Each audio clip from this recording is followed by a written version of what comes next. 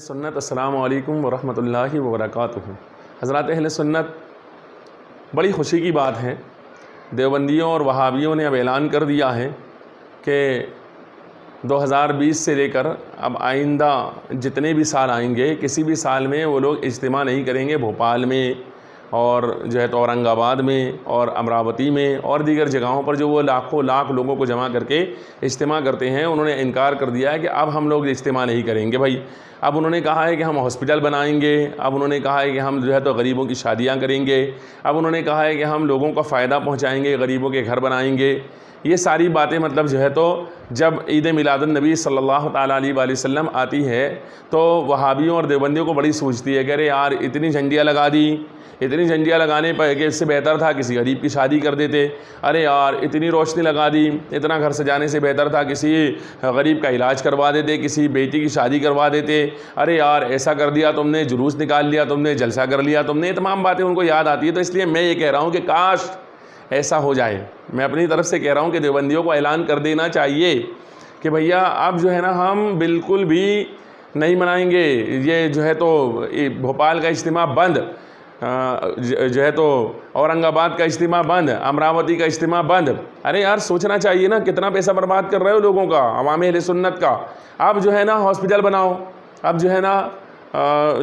کوئی media channel بناؤ کوئی اچھا مسلمانوں کا، اور اسی طرح اور دیگر اچھے اچھے کاموں میں کام کرو نا بھائی۔ نماز ہی سکھانا ہے نا کسی کو تو مسجد میں بھی سکھا سکتے ہیں آپ لوگ، اگر کسی کو روزہ ہی سکھانا ہے تو مسجد میں بھی سکھا سکتے ہیں آپ لوگ، مسائل شرعیہ سکھانا ہے تو بھی مسجد میں سکھا سکتے ہیں آپ لوگ۔ سمجھ میں نہیں آتا ہے کہ وہاں لے جا کر کے لوگوں کے پیسے برباد کروا کر کے، اتنا بڑا ٹینٹ لگوا کر کے، اتنے انتظامات کروا کر کے، ہزاروں لاکھوں تو وہاں پر آپ لوگ جو ہے تو استنجا خانے ہی بنوا دیتے ہو، وہ سارے انتظامات کروا کر کے کس کا فائدہ کر رہے ہو یار؟ ارے قوم کے لوگوں سے میں کہتا ہوں، جو قوم کے اچھے لوگ ہیں ان سے میرا کہنا ہے کہ شرم دلاؤ ان لوگوں کو، ان کو شرم دلواؤ تھوڑی سی، اور ان سے کہو کہ اب آئندہ کبھی بھی کوئی اجتماع نہیں کریں گے یہ، اور اگر ان کو دین کا کام ہی کرنا ہے تو مسجد میں رہ کر کے بھی کر سکتے ہیں۔ رسول اللہ صلی اللہ علیہ وسلم نے مسجد نبوی میں کام کیا ہے، کون سا اجتماع کیا تھا حضور صلی اللہ علیہ وآلہ وسلم نے؟ ابھی عرس آ جائے تو ان کو تکلیف ہو جائے گی، کچھ لوگ بولیں گے ارے عرس نہ کیا جائے۔ چلو میں بھی کہتا ہوں کہ عرس کے اندر جتنے فضولیات کام ہیں، جتنے خرافات ہیں، وہ سب بند کرنا چاہیے، اور الحمدللہ ہم تو کہتے ہی کہتے ہیں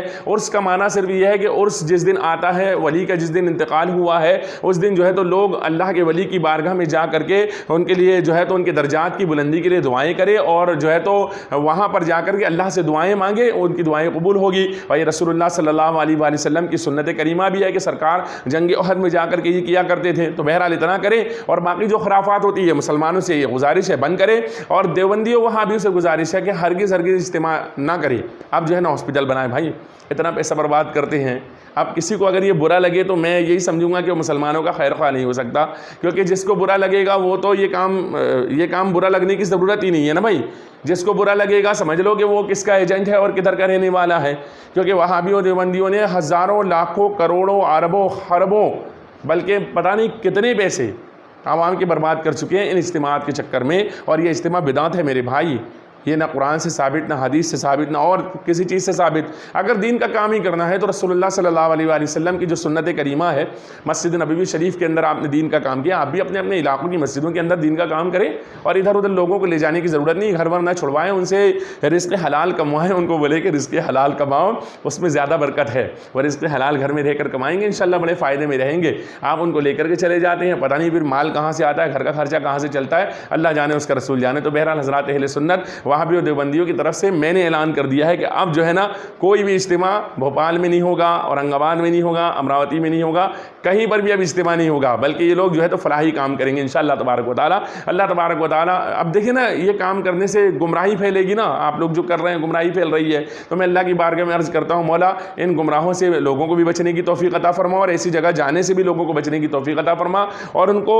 عقل عطا فرما کہ وہ یہ سارے کام چھوڑ کر ہندوستان کے جو حالات ہیں، جو مسلمانوں کے حالات ہیں، ان حالات پر غور کرتے ہوئے وہی پیسہ اٹھا کر کے دینی کاموں کے اندر اور فلاحی کاموں کے اندر لگانے کی کوشش کرے۔ اللہ تبارک و تعالیٰ عمل کی توفیق عطا فرمائے۔ السلام علیکم ورحمۃ اللہ وبرکاتہ۔